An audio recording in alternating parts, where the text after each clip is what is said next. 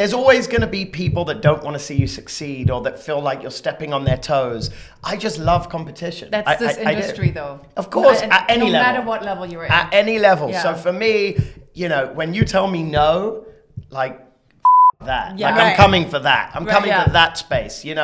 No's can bring a lot of people down. No's get me excited. No's are a challenge. Well, every no you get, you're closer to a yes. That's kind of how I've run my life and my mindset and mentality in this business, in my life. I mean, my wife, she said no about 15 times. I was like, it is on, baby.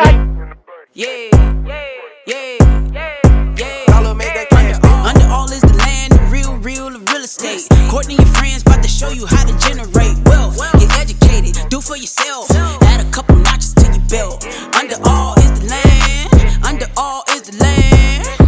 The real under all is the land. Under all is the land. The real estate.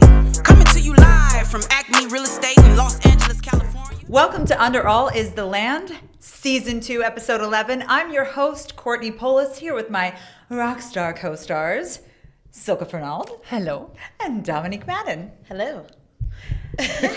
Did you see the real deal this morning? No. Hilton and Highland. Oh, Guy yes. Hilton. He's now Hilton and Hilton. Okay. Baron and Rick, creating their own luxury agency. They left Highland behind. They left Highland behind. I thought you said the real for a second. The real deal. You know what I mean? Like that talk show? Yeah. But yes, I did see the real deal. Yeah. That's interesting. Lots of movement is happening. A lot of movement happening. You heard about Corcoran? Well, did I hear about Corcoran? Yes, I did. Sure did. So Yes. Corcoran just collapsed Closed doors so quickly. Yeah, very quickly. Yeah, the insider scoop I got is that they were, I guess, spending a lot of money on acquisitions and didn't quite have, a plan in place for market shifts. It seems like that is It's a big interesting. thing with these companies who are paying for acquisitions. It does. There doesn't seem to be much of a plan. Just kind random of buying. There Yeah. are, I know, especially if you're getting like, say foreign investment or that kind of thing that can constantly make you look like you're winning when actually you can't really turn a profit on your current model. I'll be curious to see how those companies survive the market shifts. Well, or not. Or not. They're already not surviving. We'll Yeah. see what happens. Yeah, I'm very curious. Yeah. Very curious. Yeah. Well, I'm going to make this intro very quick because we have a very special guest, celebrity real estate agent James Harris of the agency and Bond Collective and $1 Million Listing and all the things, who's one of my favorite agents to do a deal with. And he is here to join us on Under All is the Land. Let's welcome James Harris. Woo! Happy to be here. Happy to have you. Having me. Happy I've to this have is a really you. fun podcast. We It can say is. whatever we want, That's it. which is great because that's what we do. Yes, I it is. love it. Well, we're so excited to have you here because we have a ton of things to pick your brain about, right? Yes. Ladies? Yes, We've we been talking do. all week about all the things inappropriate and appropriate that we're going to ask you. Excellent. We love inappropriate and let's go. Okay, all right. All right, so first things first, you guys have had some big news lately, so we'll talk about your news first. Okay. Okay, so tell us your big news. Very exciting. We just merged, which has been something I've been thinking about with David for 9 months. And we've now merged with the Grauman Rosenfeld Group and we've become Bond Collective. Bond Collective. Yeah, so we got over 60 agents on the team. And we're really excited. I think the whole agent community is changing. Teams 10 years ago really wasn't a big thing. Mm-hmm. Today it is. And so now we're forming a mega team, opening in other markets, and just really excited about everything it What brings. markets? What markets? Yeah. No, there's multiple markets. Definitely the key markets. So New York, and obviously through California, we want to be in Santa Barbara and San Diego and Orange County. Mm-hmm. And then who knows where the future will take us. Is your job going to change with all these new agents? Are you going to move into management kind of a thing? What's No, happening? I love selling real estate. I'm a deal junkie, I always say. But we have, and one of the most attractive things about this merger was just the unbelievable team that runs the engine. And so, no, I think I will definitely oversee the sales side of things, but I'm always going to focus on selling because it's what I love. But of course, the growth of the business as well. So what listings do you turn down? So it's so funny. Over the years, I've had these phone calls where I've seen a property sell and I knew the person and they're like, we thought it was too small. I don't turn down listings. I am a deal junkie. I love. That is funny. And the truth is, the 20, 30, 50, $100 million deals are great, and we love them, and they're exciting, and they're career changing. But the $1 to $5 million deals are what are bread and butter. That's what keeps the wheels turning. I love them. Because there's only so many $40 million houses. Or right? $40 million buyers. And Correct. Exactly. And I'll add to that. You do $1 million deal. You don't know where that person will be in 5 years. Exactly. You don't know who that person's friends are. And you don't know what it will do. And I'll tell you, I did a lease 8 years ago, and it turned into a $90 million sale. So you can never discount any deal at any number because you don't know what it could lead to. True. Okay. Yeah. So I have a question for you. Where did you start? I started in London at the age of 16 years old. Okay, there you go. So in London, you can get your license at 16? In London, you don't need a license to transact. Holy shit. No license needed. I was fresh out of school. Really fresh. You weren't really still fresh. in I school? wasn't even legally out of school. No, I got out. I was thrown out of every school I ever stepped foot in. I believe that. It's true. And I hit the pavement and got my first job as a junior, as an assistant. I didn't really care what I was doing. I was putting letters through the mail machine and making coffees and getting keys copied and just worked my way up the ranks. And I did that for 5 years before moving to LA. What made you come to LA? Crazy story, but I just really hadn't done what everyone else my age had done, which was finish school. And then in London, you take a gap year before you go to university and you travel the world. And I'd gone straight to work for 5 years. So I wanted to travel, and I came here for what I thought was 3 months. I kept my job in London. They paid me whilst I came here for 3 months. And I just fell in love with this city. I really did. The sunshine, the lifestyle, and everything that this city had to offer. And that was 19 years ago. Wow. Almost to the date. So crazy. Okay, so you're not going back. I'm not going back. I got my wife, 2 children here. My wife would last about 3 minutes in London's climate. So I'm staying right here. Okay, good. So you're here to stay. All right. So what was your first, what do you consider luxury? What was your first luxury deal, and how much was it? Yeah, people ask that. I don't consider luxury like a dollar amount on a deal. I consider luxury to be a lifestyle. I consider luxury to be a way that you carry yourself. I see luxury being the way you handle your business and the way that you put yourself out there. Luxury is a brand, right? And as agents, we're independent and we create our own brand. Don't get me wrong, luxury. No, I disagree. No, I disagree. What was your first higher selling deal? But there is a difference. Come on. There's a difference in the between buyers one of 5 million Disagree. and 10. No, disagree. If I go and sell, hang on, we did a deal together for $2.5 million. Yes. Would you consider that luxury? Yes. Okay, so On what some would level. you not consider luxury? $850,000. Okay, Right. so you go to that listing meeting. Are you what are you going to dress differently? Are you going to carry yourself differently? I always dress the same. Okay. But the thing is, ACME, our brand, we elevate all of our listings, right? Exactly. So we definitely. Do you consider ACME to be luxury? We have ACME luxury, yeah. Perfect. Yeah, so absolutely. everything's luxury. But not everything is luxury. No, and It's a mindset. Okay, fine. For me. Let's just say you win at this particular thing. Yeah. I've never done I'm going to keep challenging. I've never done a $50 million deal. I don't know what a $50 million deal's components look like. How is that different than our $2.5 million deal? So I had this conversation last night. The only thing that changes, and I really do mean this, is the paycheck. Really? Absolutely. You have to remember the person buying a $950,000 home is likely going to be more of a headache in many, many, many, many ways than the person buying a $50 million home.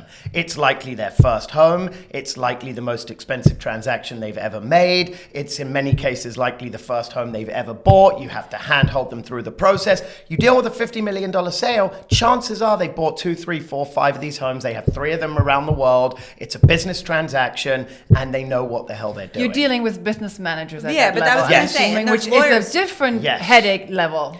By the way, don't get me wrong, closing a $50 million deal is a fucking nightmare. And it comes with a shitload of intricacies, and you're dealing with business managers, and you're dealing with lawyers, and you're dealing with inspections, and you have to go through 500 pages of inspection reports. But the truth is, nothing changes. You're still transacting a home. There's still a buyer, there's still a seller. Right. You're still doing inspections. They're just faster and greater and more detailed. But the reality is, the paycheck changes, the transaction remains the same. And if we're diligent for the $1 million deal, we're just going to be as diligent, if not more, for the $50 million deal. And that's really, I genuinely believe that's what it comes down to. So do you think, like, as far as, I'll tell you a little story.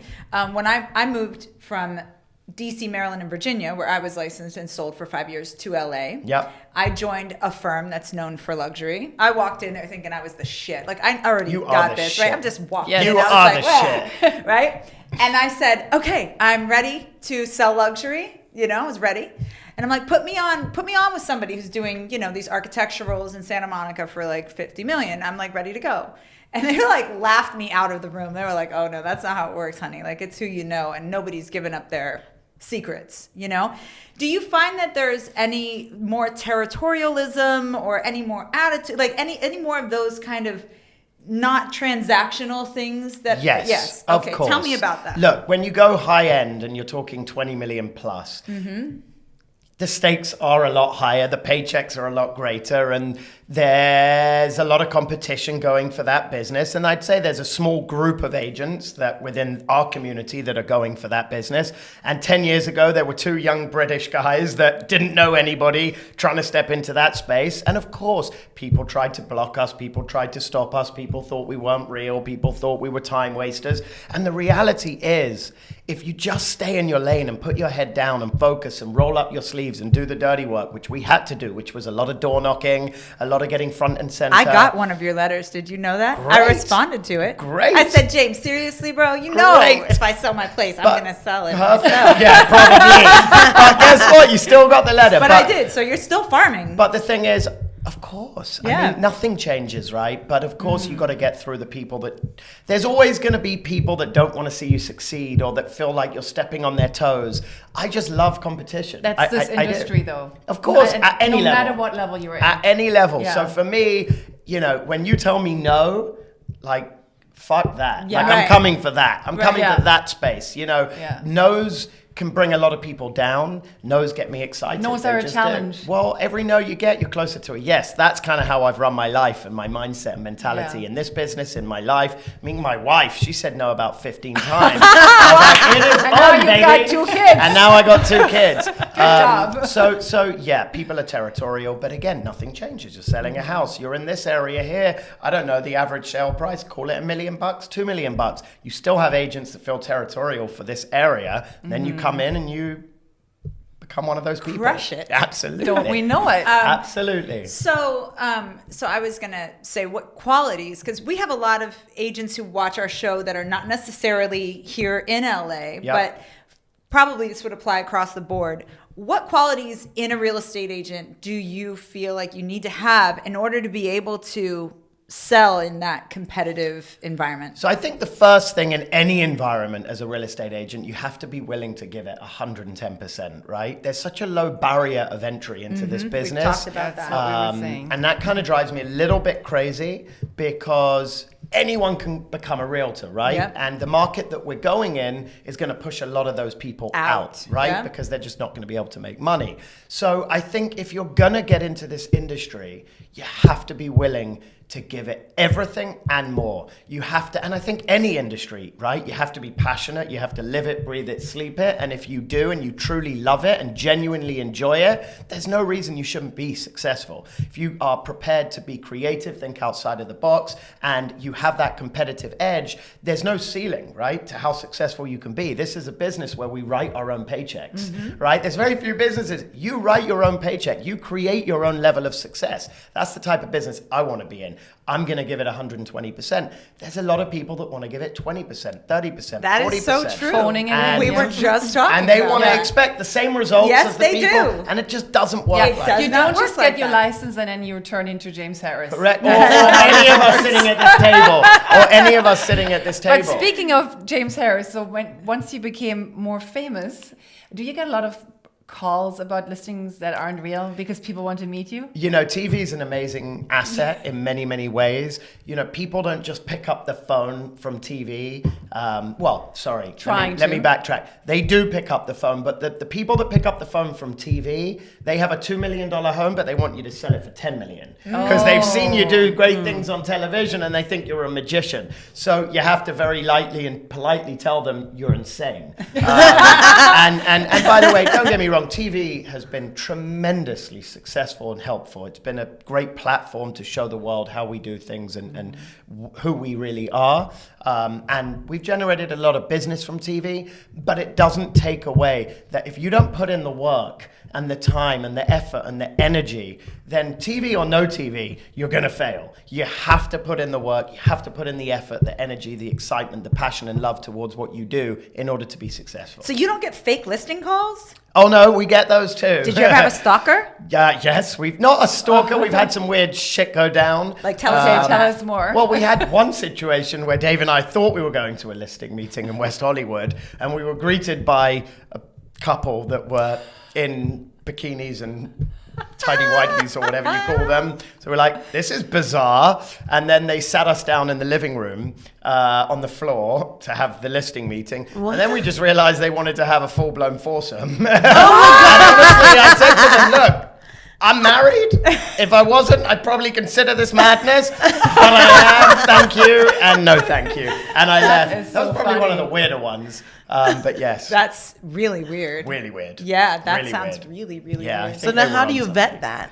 You don't. You just go Just walk for into it the and see experiences. where it takes you. But yeah, I wasn't about to end my marriage over that. No, not over. It was how $100 much million was listing. Tidy whiteys. it It worth? was like 4 mil, 100 mil maybe, 200 mil. My wife would have to understand. You could buy her back. You could buy her back. Oh my God. A Birkin, we're good, honey.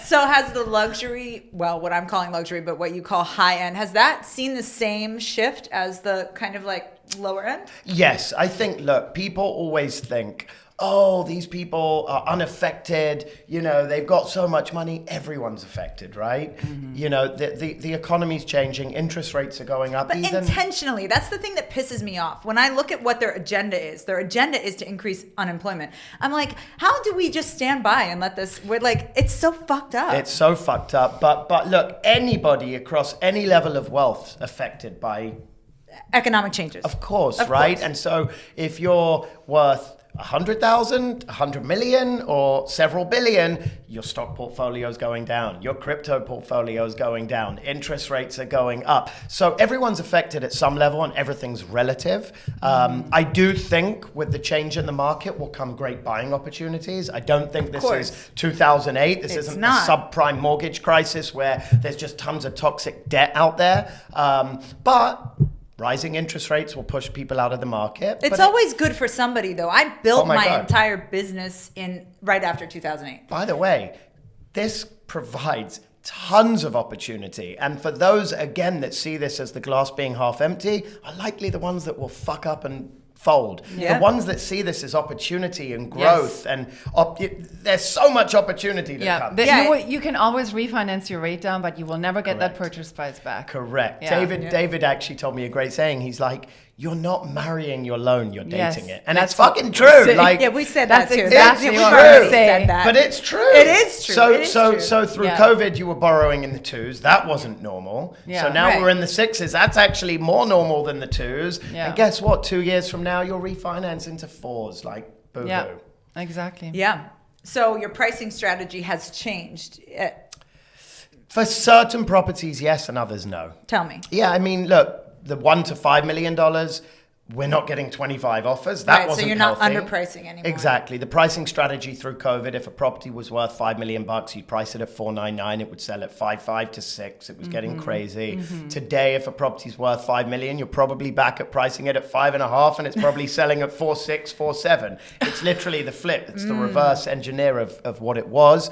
But for good quality product that's priced correctly, it's still selling. It's still selling. That's true. Still selling, People but the aren't sellers have afraid. to be realistic. That's the thing. Very realistic. And look, if you have an unrealistic seller, I'd rather not take the listing.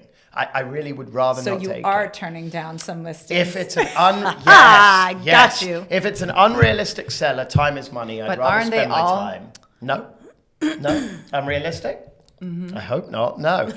In no. a way, they're also spoiled now.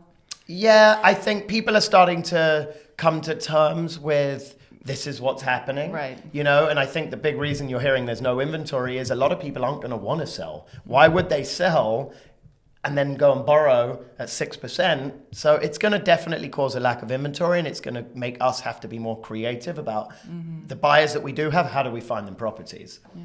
For sure. Do you adjust your marketing budget to accommodate maybe houses in that range being on the market longer? Because you spend a lot. What's your marketing budget on Yeah. a $10 million house? It varies. It could be 5,000. It could be 25,000. It just depends. Are you throwing an event? How are you taking this marketing internationally? Are you taking it internationally? Are you creating a book? Are you not? So there's variations of how you market those properties. You wouldn't do that just for every single one of those No, properties? I don't think it's necessary. I'm not Okay. going to go and market $1 million home. I said 10 million. Oh, 10 million? Yeah. Yeah, every $10 million home has curated marketing, and it should. No two $10 million properties are the same, and no two $10 million properties are going to the same buyer necessarily. So you Are a have lot to- of the buyers foreign buyers for those No, I properties? think there's a misconception of this big wave of international buyers. It's a lot of domestic. A lot of people coming from the East Coast to the West Coast. A lot of people coming from Northern California, tech money coming to the West Coast.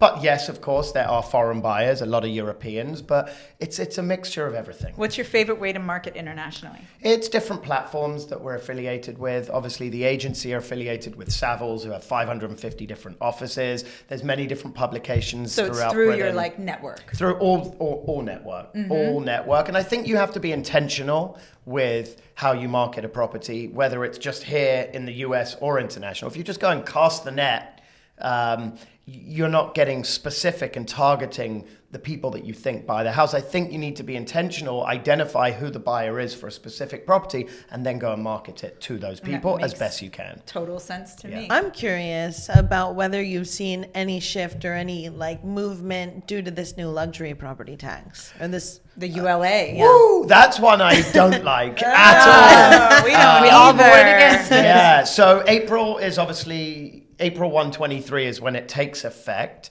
Let's explain what it is. The Yes. ULA is a LA City transfer tax. Correct. That was on the ballot that I don't think people understood. I think in LA, we've talked about this. I'm not going to go too deeply into it because we did a whole episode and decided Yep. not to air it because we thought maybe it would be too controversial, which is rare for us. But the reality of it is, I don't think people understood what they were voting for. It felt like a Robin Hood tax. It's like you're upping the transfer tax on properties that are 5 million and then above. It goes Yep. to 5.5% at 10 million and above, I think. And That's correct, yep. It's 5% at 5 million? Correct. 4% at 5 4%. million transfer tax. Yep. It affects commercial and residential properties That's right. in the city of Los Angeles. Correct. So what do you think is going to happen? You And know, how does this affect your clients? well, firstly, between now and April, I think we're going to see a tremendous amount of sellers coming out the woodwork and trying to push their sale before April 1st. I would if I was a Some seller. ripe fruit to pick. Correct.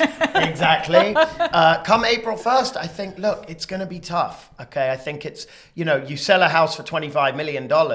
You got a 5.5% tax. You got a 5% commission. You've got transfer taxes. Suddenly you're into it where you have to deduct 12%. That's big, Crazy. big money. It's a few $1 million off the top of your net, right? So gross. I think, look, it's just going to become a point of negotiation, right? Negotiation between buyer, seller. I'm maybe people will split it. sure there's people figuring out loopholes to that law Right. as we speak. Side agreements. Who knows? Yeah. I actually don't know. I think it's too early on.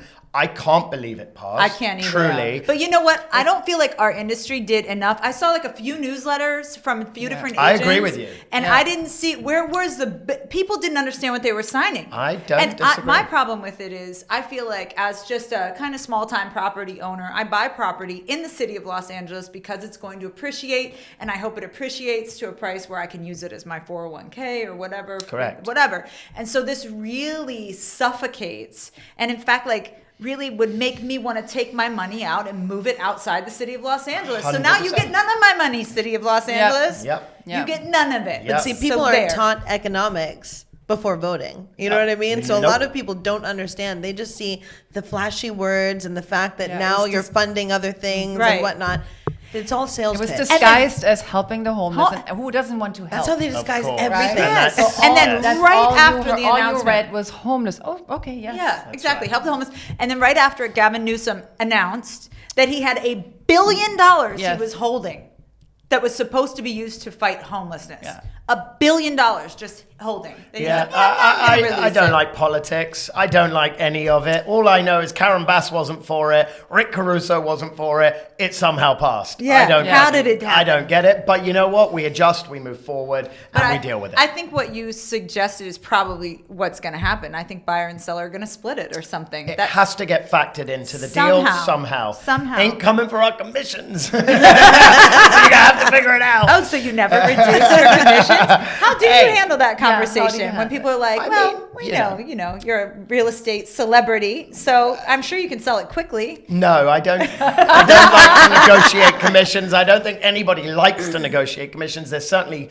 always going to be a circumstance that pops up where you have to negotiate a commission. And I think in this business, like, don't be greedy. It will come back. So you have to kind of weigh up your options at the time and figure it out. Yeah. Okay, I see. I like That's how you very- skirted Oh, that. I'm definitely staying diplomatic on that Diplomatically. one. Yes. For your new enterprise, do you ever take on new agents to your team? Or Of course, you do. And so yes. how do you train them? So we, Bond Street Partners, over the last 10 years have always kept it very lean and mean. And we've had, 3 to 5 agents that we've trained over the years. And they've all done very well. With Bond Collective, now we're an engine, right? So we're going to have a university within Bond Collective that helps with training, master classes, things of that. What if your agents aren't?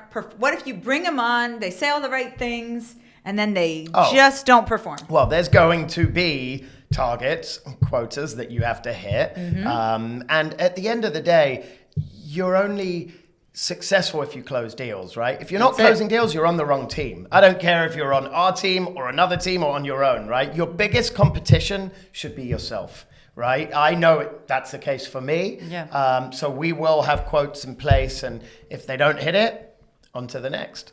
Yeah. We're gonna play a game. It's called What Would James Do? Oh, hello. WWJD. Okay, Okay, some of these might be easy, but we're interested. let's go. All right. Price drop after 2 weeks? Definitely yes. Really? Absolutely. I love 2 weeks? that. Yeah, Even you in absolutely. this market? Yes. Okay. Even more so. Ooh. How much do you price drop? No, I think you go into a listing meeting with an expectation with your seller of, hey, we're going to price it at here. If it's not sold in 14 days, let's reduce it to here. Communication is key in this business, so you set it from the outset. Okay. You're ready. There you go. Yeah. Okay. List price at what you want or under to draw buzz? Depends on the market you're in. This market right now. I would probably price it a little bit higher with some room for negotiation. So overpriced with room for negotiation. Let's not go that far. Let's not overprice. Slightly little higher. overpriced? I think there's always a buffer, right? And then have the conversation of a price reduction. Right, because buyers are back with a fury. Having said that, we're in a deal in the Palisades that we beat out 14 other offers and it sold $1.2 million over ask, and that was because they underpriced it. Right, So- it's $1.2 million underpriced. Correct. Right. Because it's worth what someone's willing to pay for it. Right. And So, also yes. because if you look at the comps, you relatively know what the value is. Correct. So you know what an underpriced. We have that too. I have a listing in Silver Lake right now that had some, let me say, issues with the way it looks in the system. Yep. And so we had to slightly underprice it, but we have like 13 offers on it See? right now. It's too. still going down. It's going to sell for what it sells Still going down. for. Okay. Disclosure with counters, yes or no? It depends. Again, every deal's so different. I love getting the disclosures out quickly, right? Like almost the next day if you can. Every seller's different. If I could get disclosures out, I would. What about reports? What if you did a pre-inspection report? Do you provide those? I never do them. No, we never don't. do them. No, sometimes with a new construction, the developer will go off and get their own inspection report, and then they'll handle that punch list. And then if they send it to us, it's a matter of disclosure, and then yes, we'll send it to them. But other than that, you don't recommend it. Not don't recommend it, we just don't do it. Offer deadline? Yes or no? What would James do? Always give an offer deadline. Really? Yep. Well, again, it depends on the situation. If there's 14 other offers and you're trying to be helpful and nice and cooperative, then no, but yes. If that makes sense. Okay. Say that again. No, but yes. Electromagnetic inspections.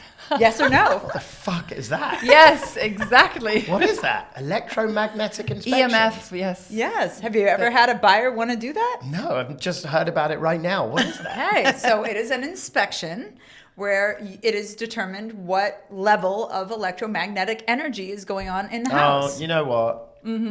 Test I'm for just not ghosts that. while I'm you're not that guy. No. Hell no. I'm just not the guy. The dog whisperer, the electromagnet. I can't buy all of that. Okay. So it's a no. It's a no.